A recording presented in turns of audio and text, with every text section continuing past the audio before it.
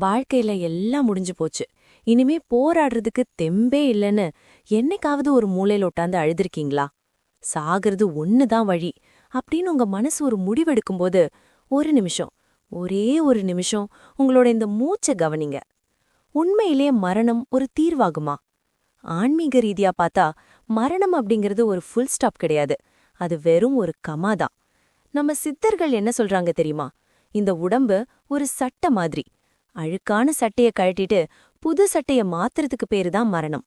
ஆனா சட்டைய மாத்துறதுனால உங்க உடம்புல இருக்கிற காயம் மாறிடுமா?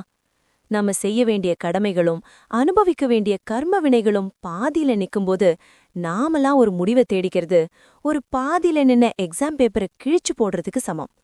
எக்ஸாம் பேப்பரை கிழிச்சா நீங்க பாஸ் ஆக முடியாது. அடுத்த தடவை அதே எக்ஸாம இன்னும் கஷ்டமான கேள்விகளோட எழுத வேண்டி வரும். அதுதான் மறுபிறவியோட ரகசியம். உங்களுக்கு ஒரு பிரச்சனை வருதுன்னா அதை தாங்குற சக்தி உங்களுக்குள்ள இருக்கிறதுனால தான் அது வருது. ஒரு கல் உளியடிய தாங்குனாதான் சிலையாகும். அடிக்கு பயந்து ஓடுனா அது வெறும் உடைஞ்ச கல்லாதான் மிஞ்சும். நீங்க வெறும் கல் கிடையாது ப்ரோ, செதுக்கப்பட வேண்டிய ஒரு தெய்வீக சிலை.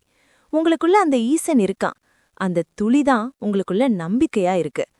அடுத்த முறை மரணம் ஒரு தீர்வா தோணும்போது உங்க கைய உங்க நெஞ்சில வச்சு பாருங்க. அந்த துடிப்பு சொல்லும், இன்னும் முடிஞ்சு போகல, ஜெயிக்க வேண்டியது நிறைய இருக்குன்னு.